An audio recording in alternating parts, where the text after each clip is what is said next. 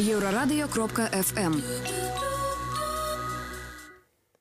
Прывітанне сябры. У студыі Еўрарадыё працуе журналіст Марыя Вайтовіч, таксама нашая госця сённяшняя, гэта куратарка праекта «Я Мане, я Шишкин, я Малевич» Вольга Кліп. Прывітанне, Вольга. Здравствуйте. Нагадаю адразу, што наш жывы эфір можна глядзець ды слухаць на нашай афіцыйнай старонцы Еўрарадыё, таксама ў сацыяльных сетках, гэта ВКонтакце, Аднакласнікі і Фейсбуку. Задавайце свае пытанні, а мы пачынаем наш эфір.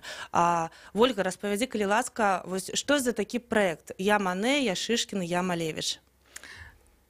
Очень звучное такое название, да, известные имена, хотя мы к ним не привязываемся. Это художественная выставка, в которой мы приглашаем участвовать всех желающих художников. Впервые она вышла в свет в 2017 году, когда за 2 недели до старта проекта мы объявили о том, что каждый желающий художник может принести одну свою работу, и работа попадет на выставку. Ну и в итоге 661 художник принес свою работу, и выставка состоялась, в общем-то, грандиозно, с огромным успехом. Было большое количество зрителей, было порядка 5-6 тысяч человек зрителей, что для выставок белорусских современных художников это очень высокий показатель. Ну и как бы этот опыт подтвердил, что выставку надо проводить еще раз, и, по сути, она может превратиться в такой большой фестиваль визуального искусства. И в этом году мы ее проводим в 3-й раз, и за это время правила немножко изменились, как бы мы отошли, но не сильно. По сути, основная идея, что каждый желающий художник без всякого судейства на входе может принять участие в выставке с одной своей лучшей работой, это основное условие мы сохраняем. Вольга, можешь распавесці, узгадаць, як увогуле ўзялася гэтая ідэя? Чаму менавіта такі проект нам был потребен? Вообще идея эта появилась из книжки. Когда-то я прочитала книгу по кураторству Ханса Ульриха Обриста, его диалог с американским куратором, его разговор с американским куратором Уолтером Хоббсом. И, в общем-то, этот Уолтер Хоббс в 70-е годы в Вашингтоне реализовал такой проект, когда каждый желающий художник мог принести работу на выставку. Единственным условием было, чтобы она проходила в дверь. Но, к сожалению, мне не удалось найти нигде сведения о том, сколько художников у них приняло участие. Но идея Уолтера Хоббса основывалась на том, что наверняка в Вашингтоне гораздо больше художников, чем привыкли видеть зрители. И, в общем-то, эта идея мне тоже показалась вполне логичной, и я была уверена на тот момент, что в Минске и в Беларуси в целом художников намного больше, чем мы можем видеть на наших считанных выставочных площадках. И вот поэтому как бы с этого и начался проект. Эту идею я очень долго вынашивала, и наконец-то появилось подходящее место и подходящее время, когда вот мы смогли этот проект впервые реализовать. А ты памятаеш увогуле, мабыць, нейкіх знакамітых мастакоў, якія ўдзельнічалі ў выставе ў Вашингтоне?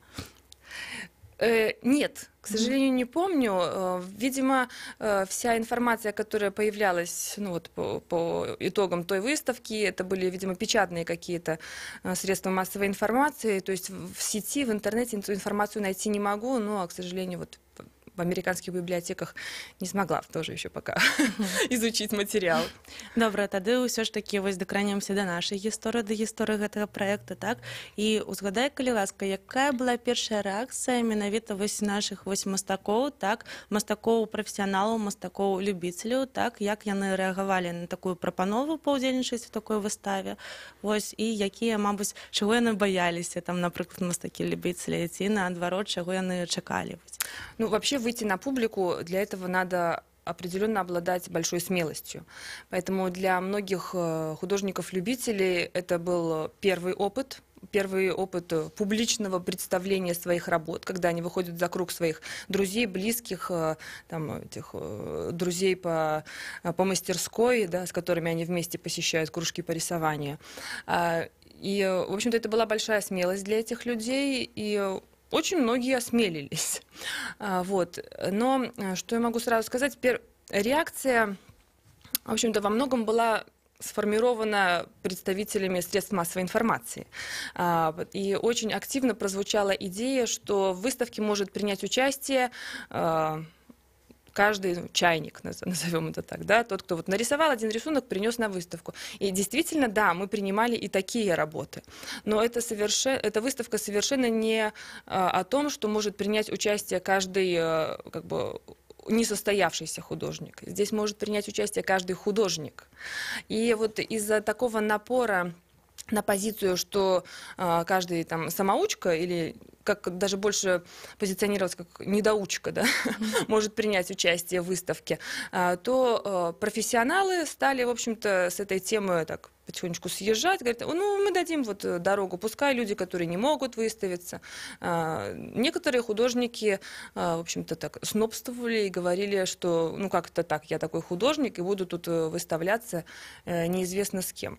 Вот. Но скажу точно, что за годы мнение меняется, позиция и самоучек, и молодых художников, начинающих, меняется, и позиция профессионалов тоже. Во-первых, профессионалы видят, что эту выставку посещают зрители. Эту выставку, ну, вот за эти несколько лет посетило более 10 тысяч зрителей, а это действительно много. При этом это выход на абсолютно новую аудиторию. Это выход за те рамки, за пределы тех посетителей, которые обычно приходят на персоналки, пускай и в Национальном художественном музее, на других значимых площадках. И это реальные люди из реального мира, которые узнают вот реальных художников, реальных профессионалов. И, в принципе, я тут вижу большую ответственность художника, профессионала, показать действительно широкому кругу зрителей, что такое современное белорусское искусство, что такое современная белорусская культура. Вот. А что касается начинающих художников, то это всякий раз, конечно, очень важный шаг посмотреть на себя, показать себя в совершенно новом пространстве, за пределами своей мастерской, в выставочном пространстве, в публичном пространстве. И для многих художников это становится такой решающим моментом, когда они начинают активно выставляться, они более активно начинают работать. И вот есть примеры художников молодых художников-самоучек, которые уже вот за эти 2 года, впервые придя на Ямане Шишкин-Ямалевич в 2017-м, провели огромное количество и персональных выставок, и в Минске, и за пределами города, и даже за рубежом. И активно продают, и, в общем-то, ставят свое искусство действительно на профессиональную уже основу. То бок ёсць адчуванне, што ўвогуле гэтая выстава і гэты праект ён спрыяе таму, што развіццю нашага ўвогуле мастацтва сённяшняга сучаснага беларускага. Я в этом абсолютно уверена, потому что когда мы делали этот проект в Доме картин, поскольку это была новая площадка, очень важной задачей было привести зрителя туда. И вот этот вот ход, когда каждый, в принципе, мог принять участие, каждый был художником и при этом в то же время становился зрителем других 660 картин, то таким образом мы завоевывали зрителя. И вот в современном мире, когда конкуренция развлечений, да, и в сфере культуры в том числе очень велика, то мы должны снова завоевывать этого зрителя. И, в общем-то, этот проект, он показывает, что художнику нужен зритель, а зрителю нужен художник. И вот эта выставка — это такое место встречи зрителя и художника. А кроме этого, это тот уникальный проект, когда художник может без посредников продать свою работу новому владельцу. Ну, гэта як вось у паэтах, якія пішуць свае вершы, так і якім абавязкова патрэбен слухач, якому можна там пачытаць свае вершы, гэта, паўсюль такое. Вось, а распавядзі таксама, вось, калі ласка, вось, пачынаючыя мастакі, якія працы яны прыносілі? Я ведаю, што гэта не толькі карціны, гэта ж і скульптуры, і ўсё. То бок, мабыць, ты пабачыла нешта новенькае. То бок, за гэтыя гады, якія мы звыклі, што вось нашыя прывычныя выставы, якія шмат гадоў у нас праходзілі, калі карціны віселі ў нас на сценах, у выставачных залах, так? І тут раптам вось такія магчымасці. Што было? Был видеоарт. Немного, но было. В прошлом году была только 1 работа, в позапрошлом году было 3 работы видеоарта. И, конечно, это интересно, да, потому что это новые формы, это уже картина, не картина, да, она выходит за пределы стены. Кроме того, эта вещь не коллекционная, то есть здесь мы действительно можем говорить о каких-то поисках художника, то есть это не котики-цветочки. Да. Кроме этого, художники в принципе, находясь в этих традиционных медиа, то есть работая с живописью и скульптурой, но объединяют ее в такие, превращают в инсталляции. И вот когда несколько картин собираются в единое целое, тут же появляется еще и скульптура, и все это превращается в один такой уже объемный пространственный проект. Но одна из моих любимых работ, которая была представлена на первой выставке, это было, в общем-то, соавторство художника-самоучки, который вообще профессионально является парфюмером. Да, и выступили в соавторстве с Зоей Луцевич, в общем-то, одной из известных и выдающихся художниц современной Беларуси. И когда Зоя Луцевич взяла небольшие такие изображения котиков, которых вот рисует Выглазов, и объединила их на такое большое панно, как бы их закрепила, при этом поместила их на ярко-розовый такой вырви глаз фон, и эта вещь приобрела очень такое contemporary, я бы сказала, звучание. Вот, учитывая любовь белорусских художников и белорусской публики к котикам, да, то есть вот эта вещь, она на ярко-розовом фоне, она прозвучала очень критично. Ясно. Слухай, откуда, як на твой позірк, так? Откуль такая любовь до котика у белорусов? Потому что, ну, это такие мимимишки, да, мимимишные истории, которые как-то нас помогают расслабиться, снять напряжение. Они милые, хорошие, они не критичные, они как-то предлагают нам отвлечься от трудностей повседневности. Вот, то есть, по сути, вот эти вот, мне кажется, котики и цветочки — это своего рода такая арт-терапия для белорусского жителя. А можеш яшчэ узгадаць, вось ты зараз прывяла прыклад, так, якія яшчэ новыя формы з'явіліся вось падальшы вось нашага мастацтва, так, з'явіліся ў мастакоў таксама? На твой погляд? Ой, новые формы. Новые формы. Ну, я скажу, что в основном работают в каких-то традиционных больше техниках, да, и, конечно, преобладают графика, живопись, то есть то, что мы общим словом можем назвать картина. И это понятно для меня, потому что, когда речь идет о художниках, ну, вот художниках-любителях, которые посещают студии, как точно так же, как мы посещаем фитнес-залы, да, вот с целью такого собственного какой-то отдушины, да, увлечения, как хобби. Гораздо проще технически работать на холсте, на бумаге, чем нежели ваять там скульптуру, да, или заниматься видеоартом. Это более сложные формы визуального искусства. Вот, поэтому как бы мы остаемся больше в этих вот рамках. Хотя мне бы очень хотелось, чтобы появились какие-то действительно смелые такие решения, учитывая, что судей на входе у нас нет, и все, что не противоречит белорусскому законодательству, может спокойно, свободно появиться вот в выставочном зале. Выдатна, але ж пра гэта і пра ўвогуле новыя фарматы выстаў, так? Ці могуць увогуле беларускія, як вы лічыце, слухачы Еўрарадыё, ці могуць беларускія прафесійныя мастакі выстаўляцца побач з непрафесійнымі, з пачынаючымі мастакамі, так? Вось гэта ўсё мы абмяркуем у наступнай частцы нашага эфіру. Я нагадаю, што нас слухаць можна на нашай афіцыйнай старонцы Еўрарадыё, таксама ў сацыяльных сетках ВКонтакце, Аднакласнікі, Фейсбуку. Працягнем наш эфір пасля навін.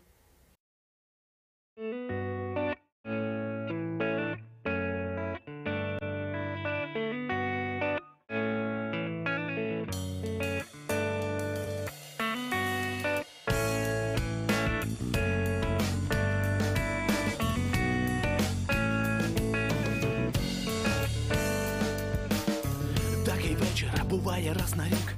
Мільярда еро, 5 на чоловічий вік, берег океану, гітара на піску. І я хочу сказати, що шукав саме таку. Вона з іншої країни, нам бракує слів, а море коло сонця. Припинили спів, стріли загустили, навели приціл. Але піднявся вітер, застив їм очі брив. Були ми на прицілі, тюрманкмо на мій. Про те, що не відбулося, шкодуємо самі. Чому пізно розумієш, як маєш, то тримає, це ніколи не забуду. Гітару грає.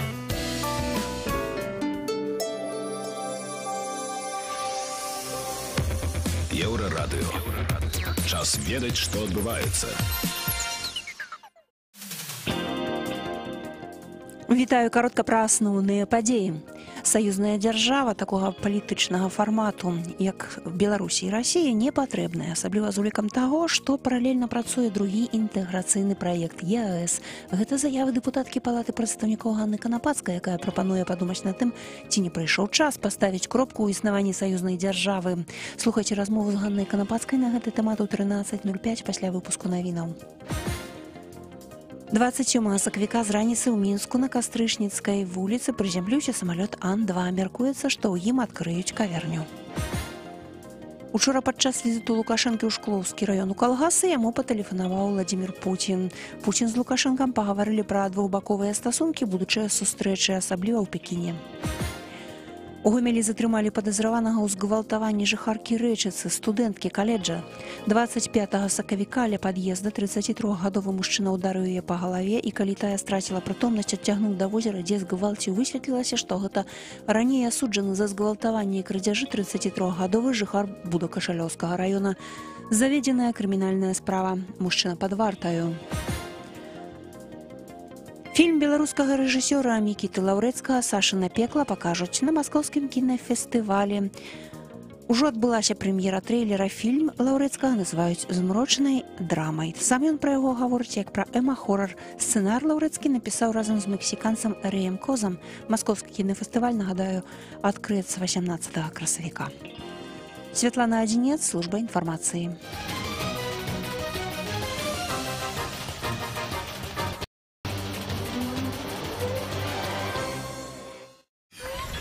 Еўрарадыё.фм.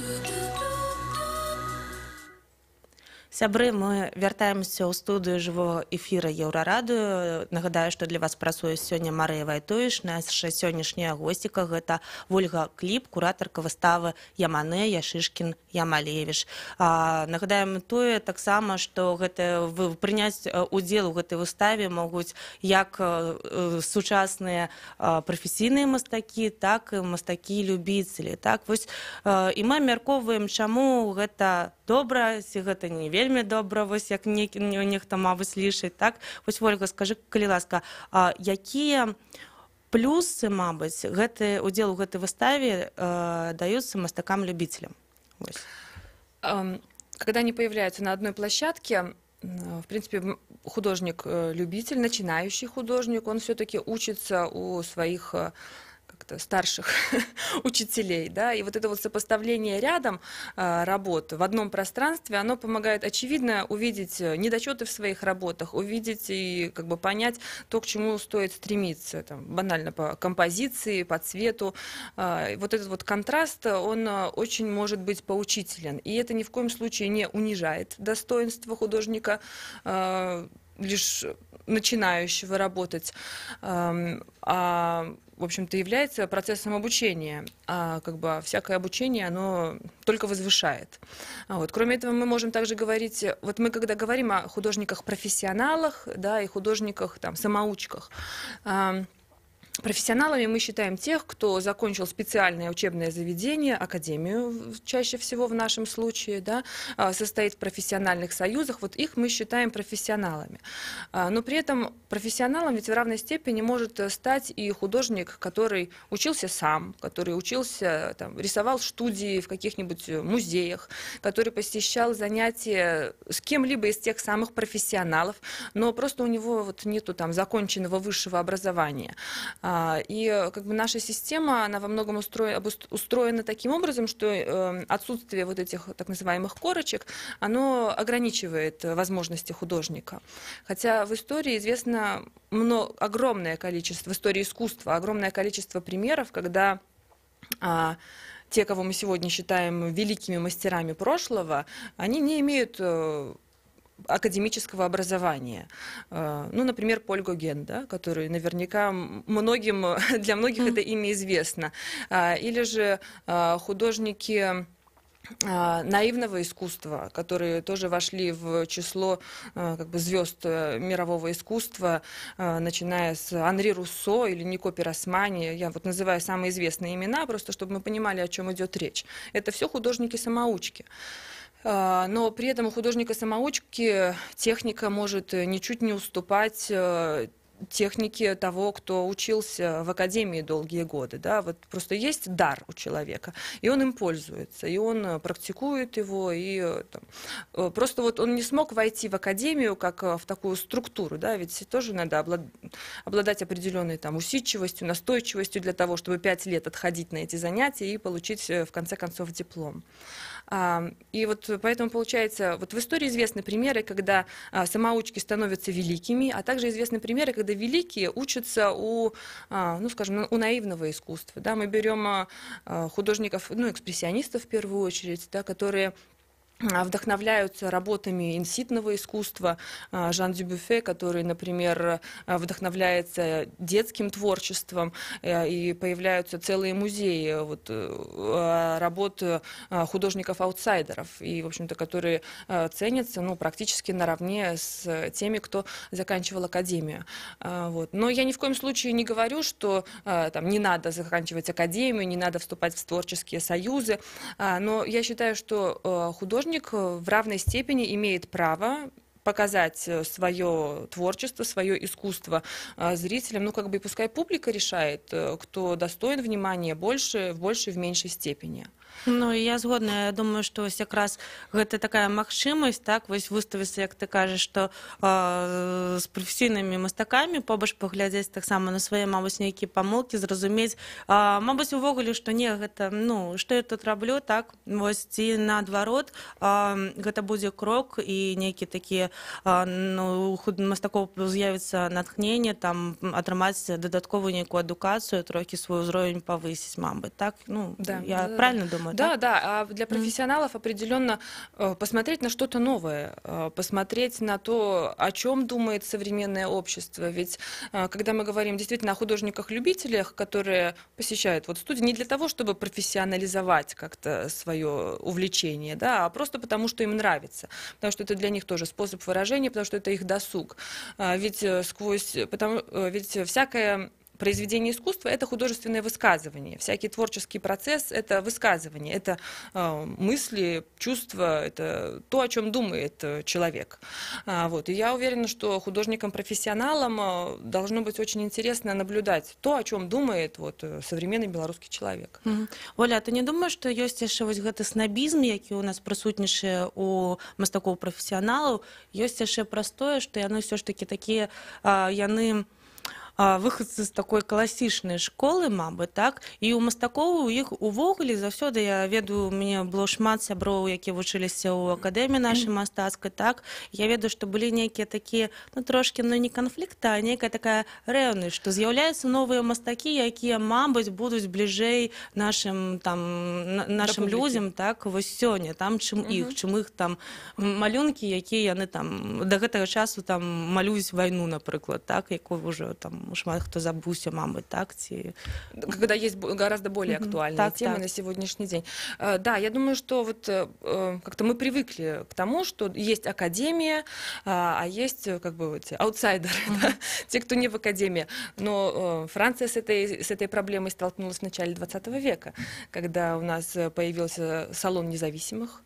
Да, и, в принципе, ну, это очень пафосное, конечно, сравнение этого проекта, но, по сути, оно в чем-то сродни академическим салонам, которые проводились в Париже на протяжении 18-19 века, в противовес салону независимых, который появился вот там с появлением импрессионистов и других художников в конце 19-го, начала 20 века. И, в общем-то, вот эта вот возможность этим художникам тоже все-таки появиться на публике, она дала импульс совершенно новому в искусстве. Не случись этот салон независимых, ну, так бы французы и продолжили там, писать Наполеона, баталии, античности, все остальные вещи. Оля, а скажи, калі ласка, а ты можешь узгадать некие прозвища мастакоў, якія вось прыйшлі такими пачынаючымі вось на гэтую выставу, гэты проект, и зараз, мабыць, яны ўжо там выставляюцца ў нейкіх буйных залях? Ну, вообще, это очень небыстрый процесс, конечно же. Да, это совершенно небыстрый процесс. процесс, это очень кропотливый труд, и ну, для того, чтобы заработать себе имя, надо действительно много времени. Вот. Но замечательная художница Юлия Стратович, молодая, она училась дизайну, а затем она занялась живописью, просто потому, что ей это нравилось. И вот она впервые выставила свою работу на Яманей Шишкин Ямалей в 2017 году. Мы успешно приобрели эту ее работку за смешные, в общем-то, деньги. Но для нее это было, я видела, как она радостно, с какой радостью продавала эту работу. Вот. И с тех пор, в общем-то, она делала и персональные выставки в Минске, она принимает участие активно в сборных выставках, она выставляется и продает свои работы за рубежом. Вот это как бы один из тех примеров. И, что интересно, я сама для себя лично открыла имена интересных мне художников. Как бы их, пускай их там немного, да, и хорошо, если они примелькаются и попадут еще на выставку, но я не видела их выставки в других пространствах. В общем-то, у нас еще существует, у нас в Минске, у нас в Беларуси, я имею в виду, существует проблема с, ну, скажем, раскруткой, продвижением, да, выставочных проектов, когда проходят действительно отличные, очень интересные выставки, но мы даже из, как бы вот, из сферы культуры люди о них, ну, почему-то не успеваем узнать. Вот. И поэтому мы их пропускаем, мы не видим этих художников. А на этой выставке, когда вот приходит много их всех, то, ну, конечно, для этого надо не один раз посмотреть выставку. И, в принципе, что интересно и удивительно, многие люди, зрители, приходят не один раз на выставку. Вот. И еще и потому, что мы придумали такой замечательный ход, который, в общем-то, очевиден, с одной стороны, да, это зрительское голосование. Но этот процесс, он становится настолько увлекательным, потому что из даже 300 работ выбрать одну, которая тебе нравится больше, ну, это очень такое большое задание. Для этого надо неоднократно пройти по залам, а, в принципе, увидев уже 50-70 работ, уже начинает мозг уставать от такого богатого визуального опыта. Цікаво, вось то бок я правильно разумею, што госці прыходзяць на выставу і галасуюць. А што далей? То бок пасля што адбываецца з гэтымі вынікамі? Да, потом к концу выставки мы подсчитываем голоса. Мы, в общем, предлагаем такие квиточки. Каждый зритель может указать до 3 работ понравившихся. Затем мы все эти голоса суммируем и простым подсчетом голосов находим победителя зрительского голосования. А победитель зрительского голосования получает персональную выставку. То есть мы его уже можем увидеть, ну, хорошо, подробно. И вот то, что мы вводим в этом году, персональная выставка победителя прошлого года Андрея Симончика, она войдет в состав выставки нынешнего года. То есть, таким образом, все, кто придет на выставку, а это мы полагаем, ну, порядка 10 человек, а может и больше, на что всегда хочется рассчитывать, во что мы верим, они все увидят вот творчество Андрея Симончика уже в более широком таком плане. Я ведаю, што вы таксама робіце нейкі каталог прац пасля. Вось распавядзі таксама.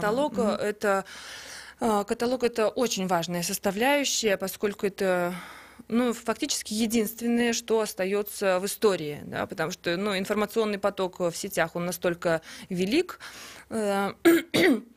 что, в принципе, все вот выставочные проекты, они просто по своему завершению уходят в небытие.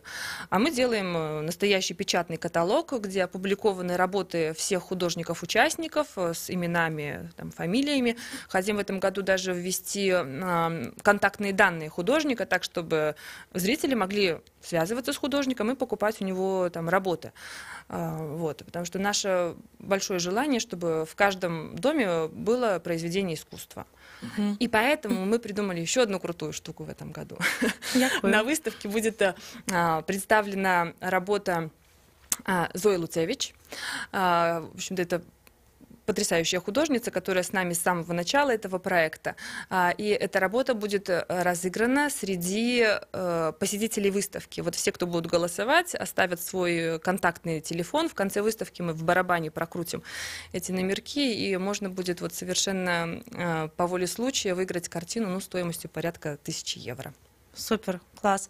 Вось увогуле гэта вось ідэя з каталогам, гэта ж файна, гэта ж такое партфоліо, сапраўднае партфоліо, як для і пачынаючых мастакоў, як і да прафесіяналаў, так. Тому адразу нагадаю, так што я ведаю, што ўжо прымаюцца працы на гэтую выставу. Да, мы будем принимать работы 31 марта, 1 и 2 апреля с 12 до 20 каждый из этих дней в Национальном центре современных искусств на улице Некрасова, 3. Собственно, там и пройдет выставка. Мы будем принимать работы в это время и одновременно их монтировать в пространстве, сразу же фотографировать на месте, так, чтобы каждая работа вошла в каталог. Поэтому я так само запрашаю до удзелу и профессионалов, и мастакоў-любителей, так, как профессионалы, вы зразумеете, что вы допомагаете новым авторам, так, показывать себе, вы так само такими были. Вось. А мы протягнем наш эфир так само такой размовы. Мне цікаво, вось, Вольга, я ведаю, что ты организуешь іншыя выставы, и ты ладишь такие выставы такого нового цікавого формату. Чаму ты гэта робіш? Вось, что надакучыла у Беларусі, мабыць, дзе берешь силы там, на гэта ўсё, вось, распавядзі. Ну, большие выставки, которые я делала, это скажем, искусство прошлого, вещи, которые мы привозили из зарубежных коллекций. Это была выставка графики Рембрандта. Это была в прошлом году, мы делали выставку Сальвадора Дали «Иллюстрации к божественной комедии». Я бы не сказала, что они в подаче, особенно на эти выставки, поскольку это все равно станковое произведение, которое висит на стене. Вот. Но это достаточно новое, это недостаточно, это абсолютно новый материал для белорусского зрителя, вот, и который, в принципе, сейчас уже действительно начинает набирать обороты. Появляются другие менеджеры, другие продюсеры подобных выставок, которые их тоже привозят и выставляют в Минске. Но что мне интересно делать, каждую из выставочных проектов наполнять так называемой сопроводительной программой, когда специалисты говорят на эту тему или на вот, как бы темы около. Это когда мы говорили о божественной комедии, конечно, там непочатый край был сюжетов.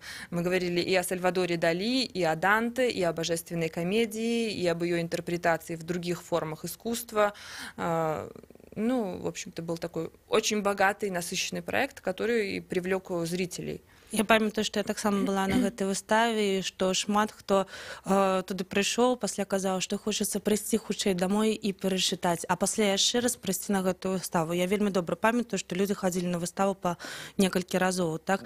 Ольга, і у нас засталося не так шмат часу, і скажы, калі ласка, ўсё ж такі, што надакучыла ў менскіх выставах? У организации менавіта.